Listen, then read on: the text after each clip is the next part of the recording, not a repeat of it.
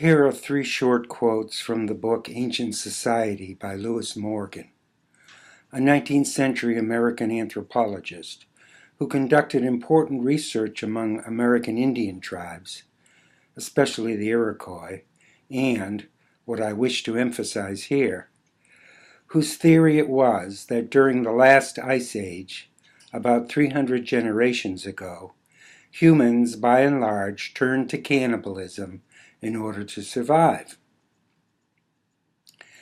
From the precarious nature of all these sources of food, bread roots, that is, tuberous roots ground into meal and baked like bread, game, fruit, nuts, fish, outside of the great fish areas, cannibalism became the dire resort of mankind.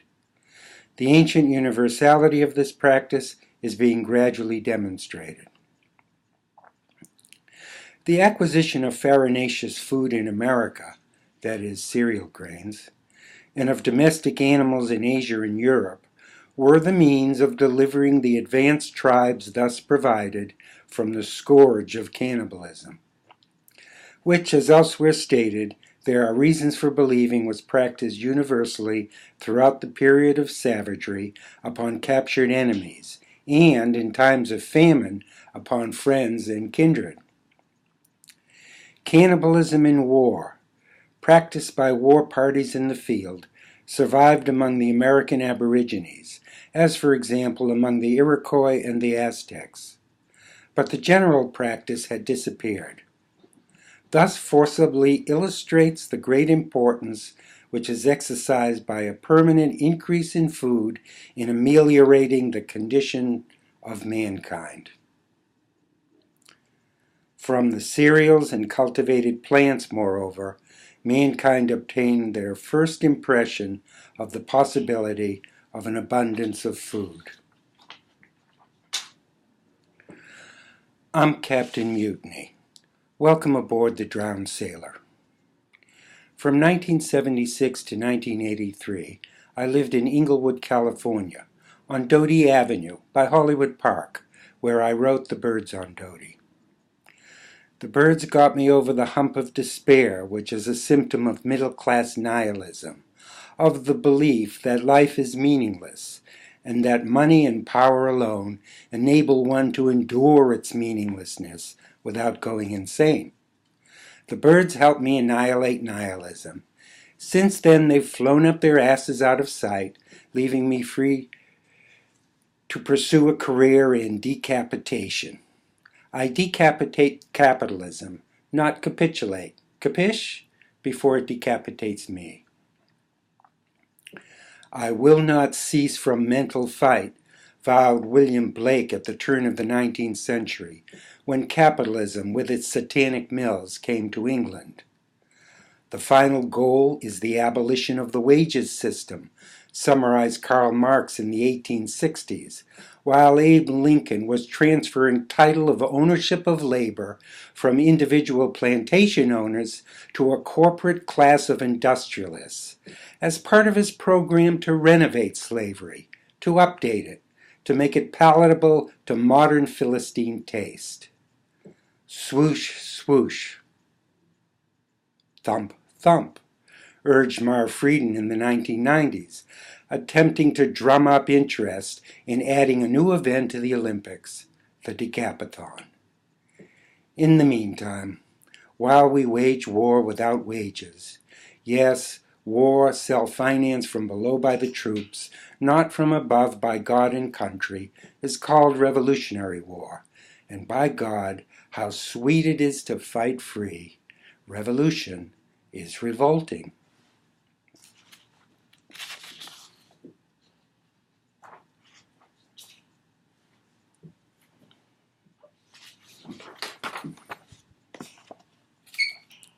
The Birds on Doty.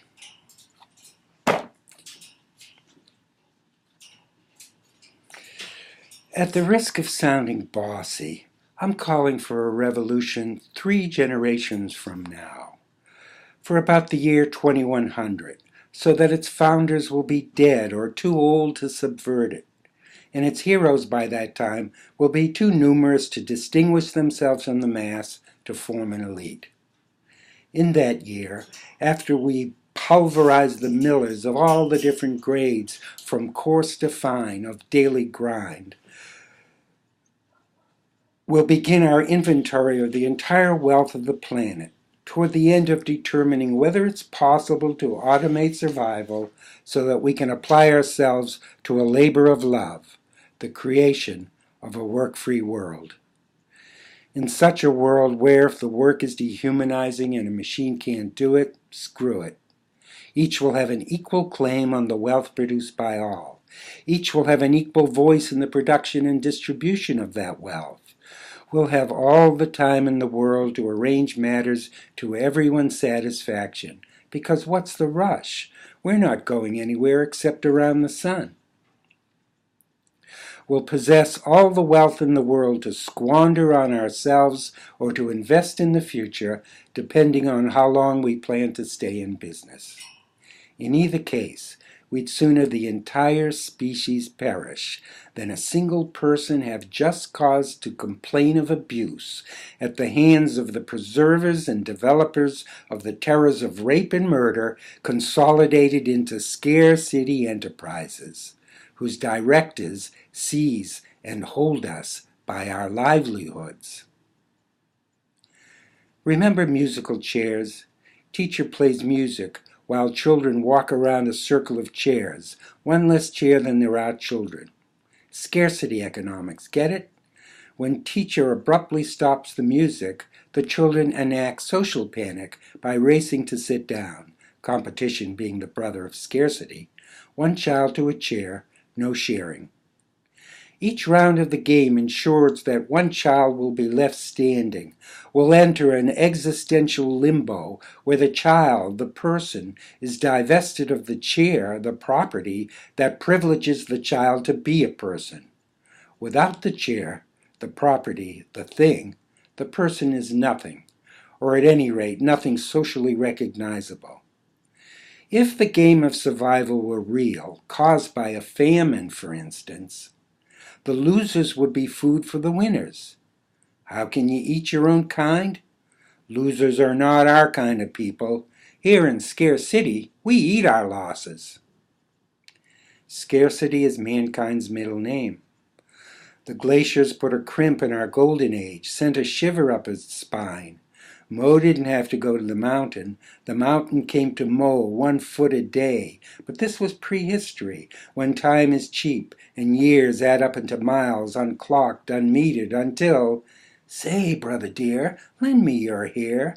There's a chill blowing off the top of the hill, which I swear is grinning from ear to ear and moving closer. Several hundred generations later, when the earth has pulled the polar cap down over its ears, and it's almost too cold to live, but not quite cold enough to freeze solid, just around the edges, and the food is long gone, and we're so hungry we could bite our tongue. I tell thee, mate, that the one who consumes the other will ever after deny not that it didn't happen, but that once it happened, and kept on happening, that we didn't go insane from living the contradiction of alternately sacrificing in the name of human survival and engendering in the name of human solidarity one who resembles us. Survival makes life possible. Solidarity makes it desirable. If survival contradicts solidarity, then life is possible only on condition that it be undesirable. Enter burger nihilism. Enter sound and fury signifying nothing, instead of sweetness and light signifying nothing. When the only difference between live meat and dead meat is that the live meat killed the dead meat, then the only way for the live meat to maintain its superiority over the dead meat is to keep on killing it, generation after generation.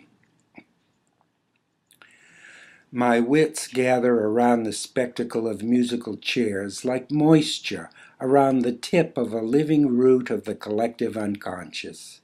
They, my wits, are drawn into its narrow opening and sucked through its ever-widening corridors into a main hall of memory, where they follow the arrows to the Ice Age, up a flight of stairs and exit onto a cold but sunny square where Eskimos in kimonos deliberate. Scarcity is mankind's middle name. Who shall dine on whom? Or shall we abstain and fall like wind and fall like rain in harmony? Our unity keeps us sane. Our sanity makes us one. They are the treasure we wish to preserve and transmit to our kind. But evidently, if we divide into slayer and slaw, we sunder our unity in order to preserve it. We sacrifice our sanity in order to transmit it. In order to save ourselves, we render ourselves not worth saving. Just say what we do, and the words contradict. Congo, Congo, cargo, cog. Our consciousness buries its head in the fog in order to avert its eye from oxymoron bearing down upon it. Contradiction, sharp and dull. Stand still or I'll shoot, step back or I'll shoot. Stand still, step back takes two people acting oppositely to obey the commands as if they were one and univocal, so as not to be shot. Look, I like you, shrugs oxymoron. I'd sooner put you to work than put you to death. Just pretend to stand still and step back, and I'll pretend that having satisfied my condition, we can be friends. Sure, but when you pretend, you still have to sketch it out in imagination. Otherwise, you won't be convincing. So you imagine yourself splitting in two, one body at rest, one body in motion. But each body has a voice, and each voice claims you for its own. Oops, you had better invent time and sequence and alternation and scheduling, so that now one voice rules, now the other. Oops, you had better invent forgetfulness and inadvertency, so that straight time and swerve time, still time and spill time, to the best of your knowledge, never bump into each other, never collide. How smooth your transitions! You change abysses like buses.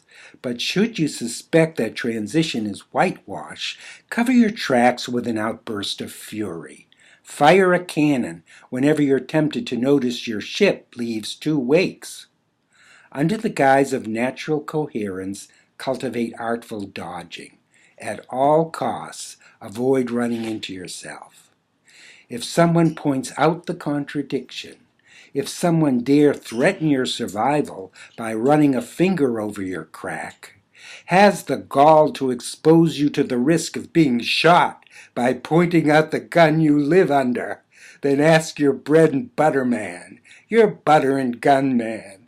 Ask Candyman oxymoron to put out the eye of the meddlesome stranger, even your own, the source of your consciousness, the life of your mind, without anyone being the wiser, rather than know yourself to be insane. A cannibal is a carnivore who eats its own kind. Eating one's own kind is an emergency measure for surviving a period of scarcity, which begins with the exhaustion of a traditional food source and ends either with the discovery of a new food source or with the extinction of the species.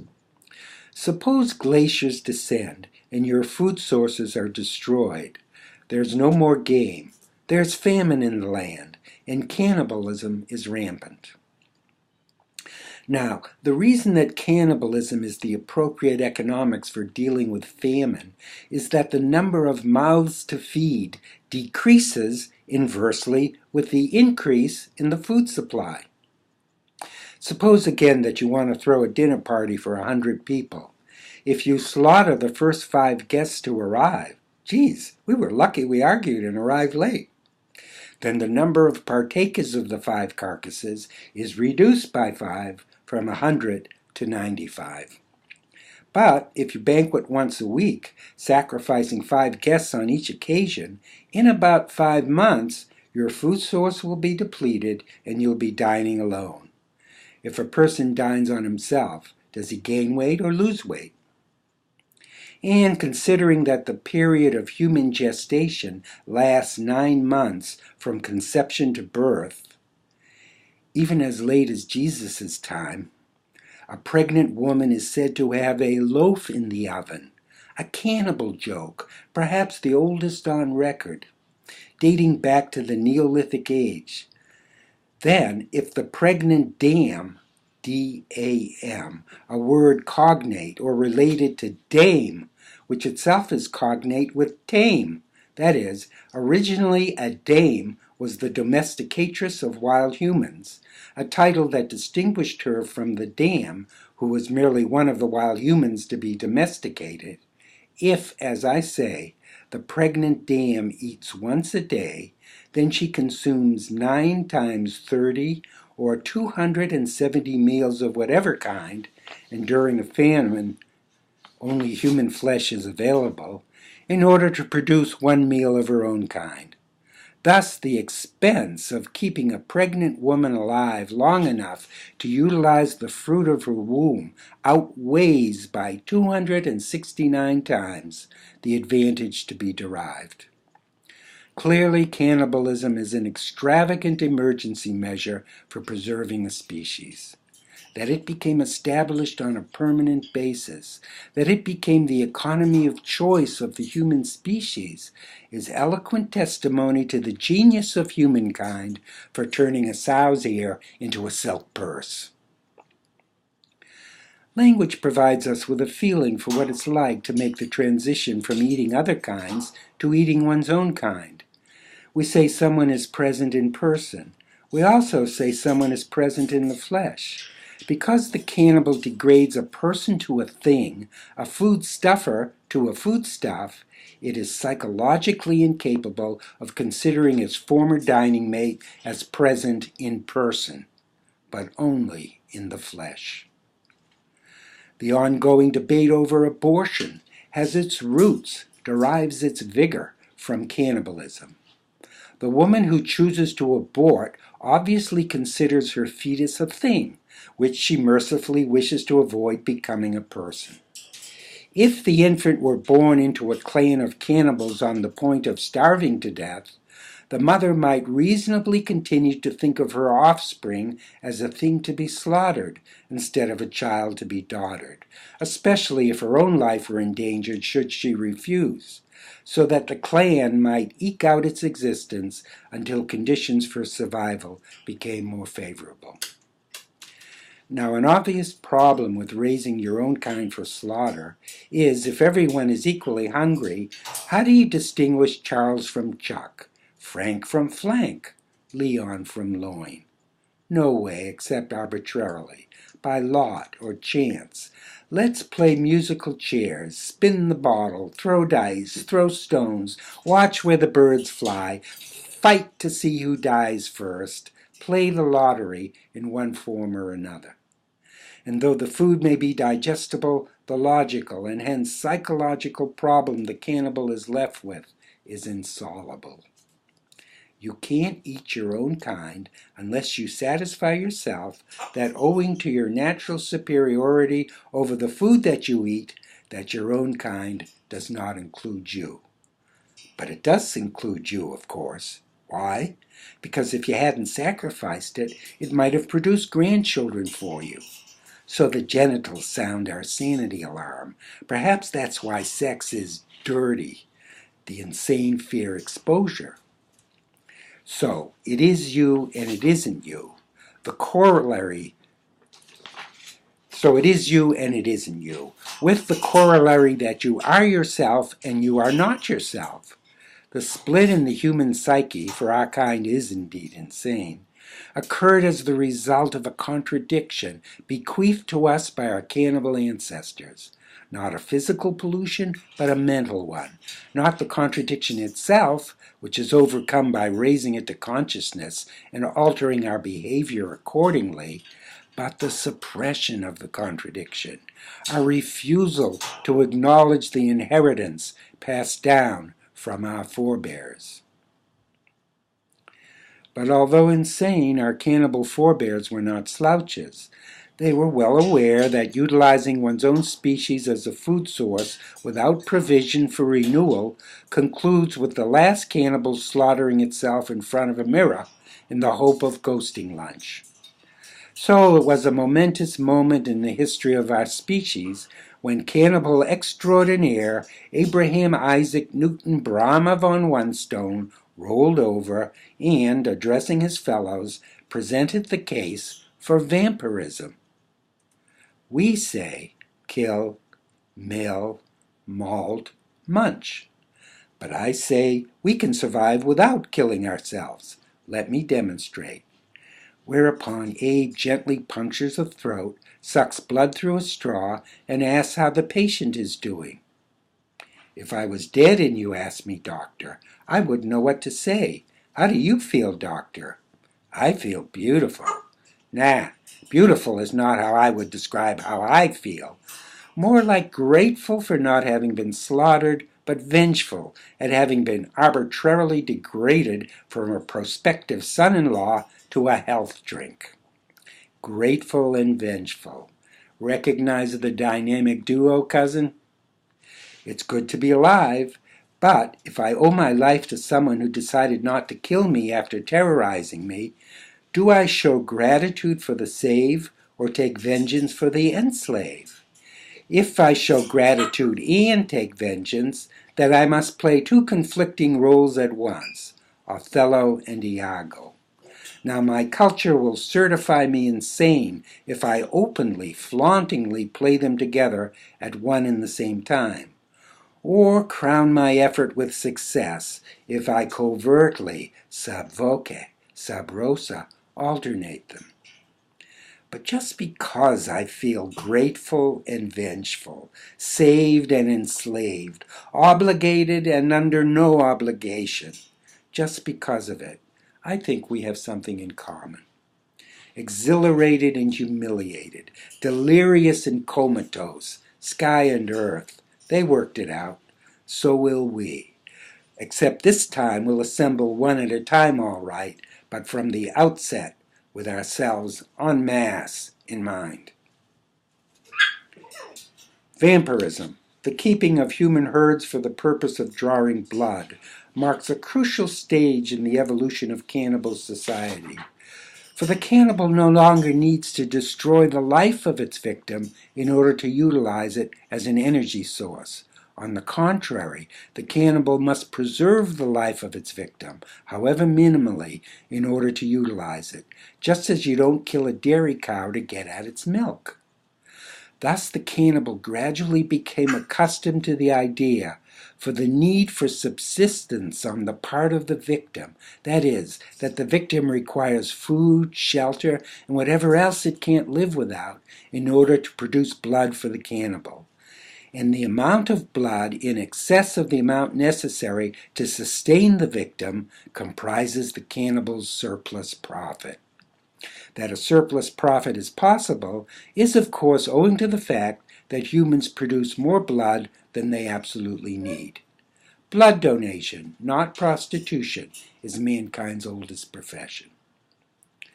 But the drawback of vampiric cannibalism is that a herd of humans, unlike a flock of sheep, is of the same species as the shepherd, and therefore, monkey see, monkey do, began voluntarily to vampirize each other. The result was a great deal of irresponsible and wasteful spillage of blood by the victims themselves, and the diminishment of the size of the herds due to self-carnage. Nevertheless, thanks to vampirism, the cannibal underwent an alarming increase in consciousness, to the extent, as I say, that it was able to distinguish between taking and consuming the life of its victim from taking and consuming the life energy of its victim. I mean, suppose a man is hungry enough to eat a horse.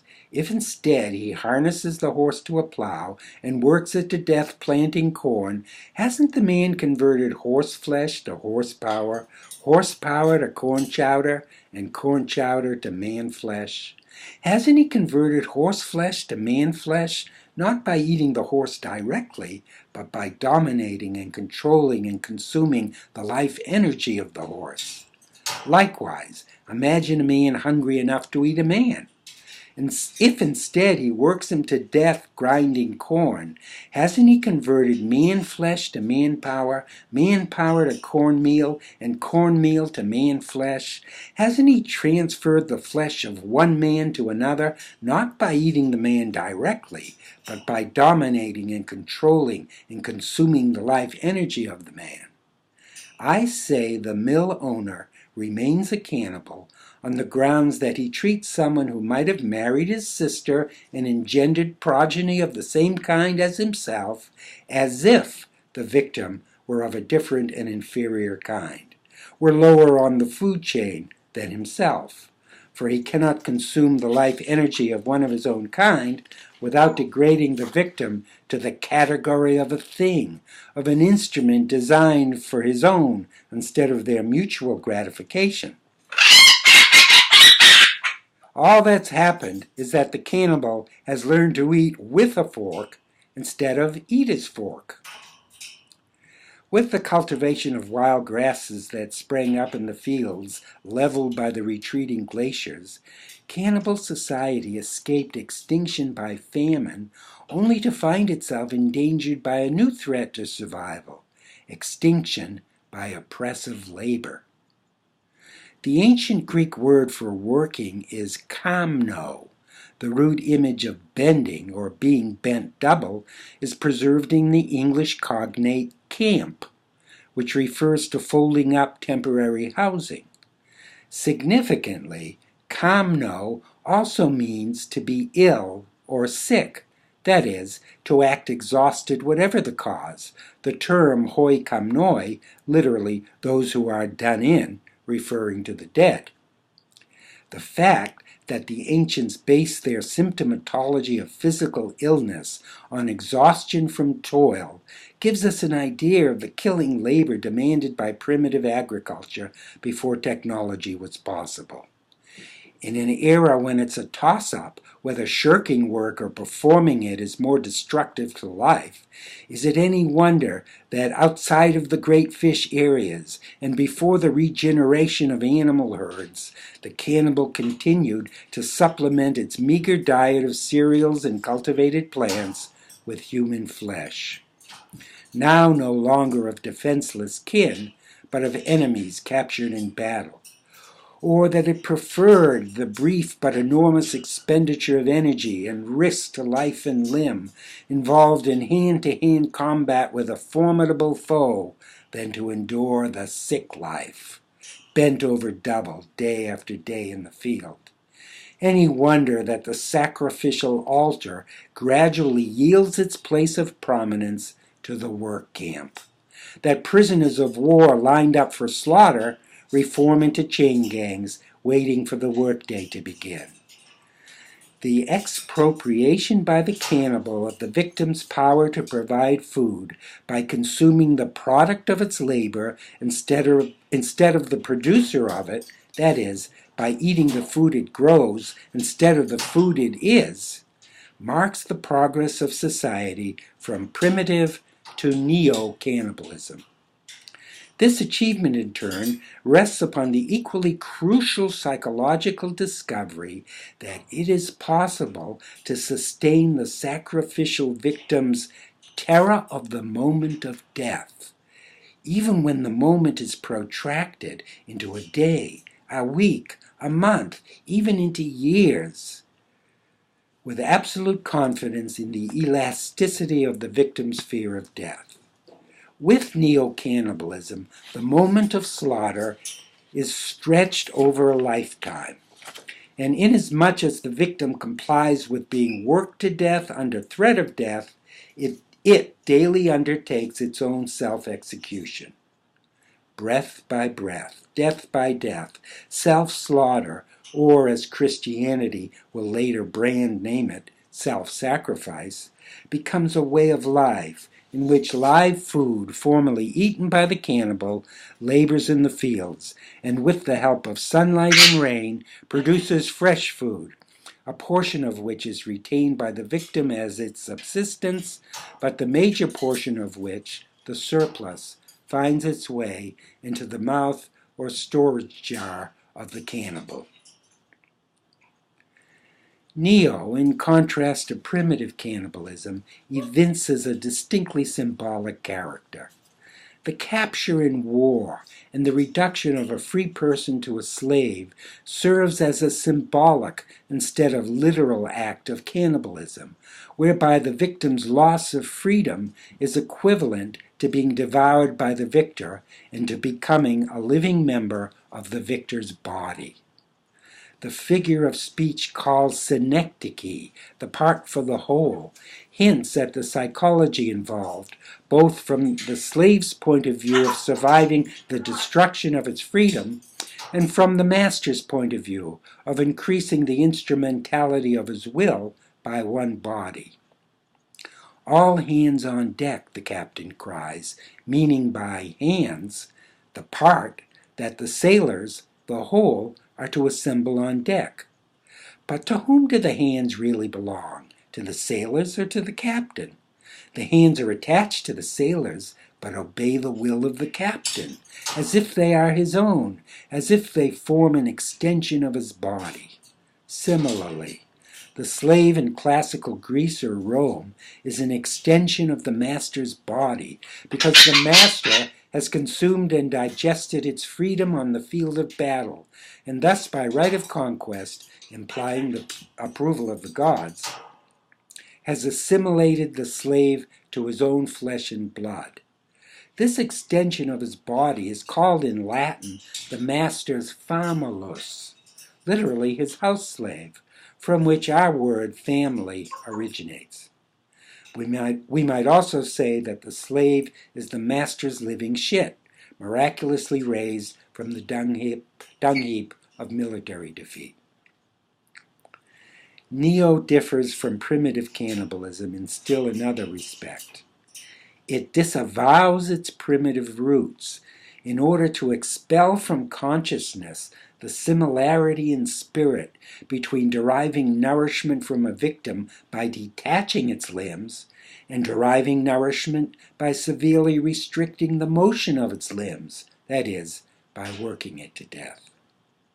The Homeric episode of Odysseus trapped in the cave of the Cyclops Polyphemus illustrates the denial on the part of the slave owner of his cannibalistic descent and heritage. Interpreted as a moment in the life of the collective unconscious, the episode presents Odysseus and Polyphemus as two opposed energies within the same psyche, the psyche of humankind. And Odysseus' horror at being devoured by the Cyclops parallels in the psychic dimension his revulsion at acknowledging that he and the monster are the same person. Hence, Odysseus evades self-recognition by putting out the eye of Polyphemus, his alter ego, by calling himself no man and thus effacing his own identity, and by camouflaging his human shape in the fleecy body of the ram which carries him to safety. The fact that Odysseus must restrain himself from killing Polyphemus because only the giant is strong enough to remove the boulder blocking the mouth of the cave suggests in his dependence on it a merging of his own body with that of the giant. On the psychic level, Odysseus and Polyphemus do in fact represent conflicting voices within the same body. The voice of the cannibal calling for sacrifice, and the voice of the victim calling for help. Two voices within the single body of mankind, attempting and at the same time resisting the attempt to eat itself alive.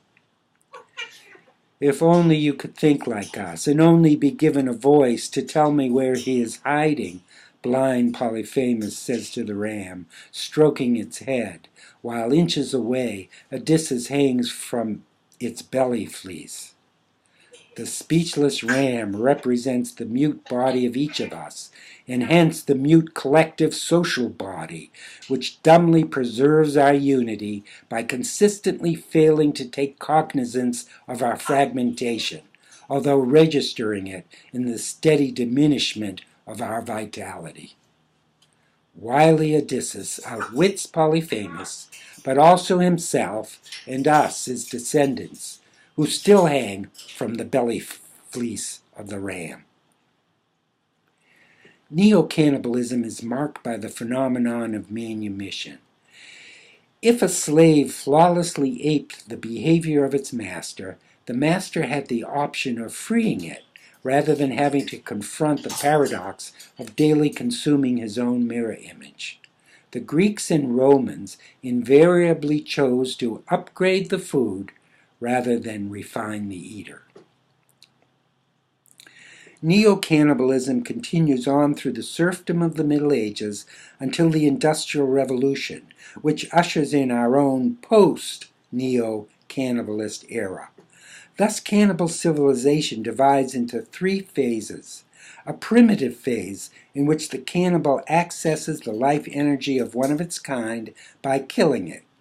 A neo-cannibalist phase, whereby the neo-cannibal distinguishes the life energy of its prey, as manifested in the product of its labor, from the life of its body. The neo-cannibal permits its prey to ransom its bodily life by means of a lifetime of daily tribute to an assigned cannibal, that is, to the slave's owner. In the third and present phase, the post-cannibal allows the prey the freedom to surrender its daily tribute of life energy to any bona fide cannibal. A cannibal is a carnivore who eats its own kind. If cannibals eat their own kind with any regularity, their species becomes stratified into dominators and subjects. They remain a single species because dominators and subjects are capable of sexually uniting and propagating their kind, but they behave toward each other with unkindness. That is, with the absence of sympathy characterizing relations between predators of one species and prey of another. At first, dominators mate with dominators and subjects with subjects. At first, the gulf between strata is unbridgeable. The catchword of the upper stratum is quality. But the singleness of the species exerts a counterpressure, which is expressed by the lowest stratum in the catchword equality. Since the lowest stratum must produce enough wealth not only to maintain itself, but also to support the upper stratum, its members must greatly outnumber those of the upper stratum for post-cannibal society to survive. Consequently, the spirit of equality, of inclusivity, of toleration boldly asserts itself against the countervailing spirit of quality, of exclusivity, of discrimination. The lowest stratum attempts to engulf the upper stratum through sheer weight of numbers, but the upper stratum retaliates by enticing as many subjects who wish to advance their prospects to enter the very machine devised to crush them. For capitalism is indeed a machine, owned by the upper stratum and programmed to boom and bust at regular intervals like the breathing of an iron lung, to boom in order to entice its victims to buy into it, and to bust in order to liquidate them. But this routine, this ritualistic impoverishment of the subject class, is not without risk. And truly, no one can accuse the upper stratum of fearing to take a risk, for risk-taking is of its essence. For during the intervals of bust, whenever the economy tightens like a noose around the neck of the lower stratum, the desperation of its members, combined with its swollen numbers, inevitably threatens to bring down the entire structure of post-cannibalist society. Each economic recession, therefore, is a critical moment in the life of the species, because then and then only is the lower or subject class motivated to recoil from the very basis of cannibalism and to reunite the species through revolution. On the other hand, if the subject class fails to revolt, or if the revolt fizzles out, then once again the upper stratum triumphs, with the result that society continues to be mercilessly ruptured into upper and lower social classes, higher and lower mentalities, the qualified and the unqualified, in other words, into eaters and eaten. The ideal of egalitarian society is equality of wealth. But if ever society becomes definitively and irrevocably cannibalistic, if, in other words, control of the commonwealth by the powerful becomes tolerated in principle as a natural and just arrangement, is generally felt to be right because belief in the natural superiority of the masterful over the servile, the capable over the incapable, winners over losers, reproduces itself like a virus, generation after generation, until it is indelibly imprinted in the division of each and every person into a superior self that owns the body and an inferior self that is the body. If ever, as I say, this social and psychological rupture becomes fixed and incurable, then the egalitarian ideal of equality of wealth will convulse and assume the degenerate and spurious form of universal scarcity. A scarcity, moreover, manipulated by the powerful to impoverish the subject population and thus disabled to prevent it from acting on its own behalf. If ever the subject population, cowed by the scientific pretensions of cannibalist economics, comes to believe in the inevitability of its own impotence, that is, if ever it assumes as self-evident that scarcity is part of the nature of things and not the result of a calculated, skewed misdistribution of resources, then the fate of the species will be sealed and will no longer be of interest to itself or to anyone else. When a river floods, say the Nile every spring, although some water spills over the banks in advance of the rest, no drops, so to speak, lead the way. No, when a river floods, the whole river rises as one. That's called revolution.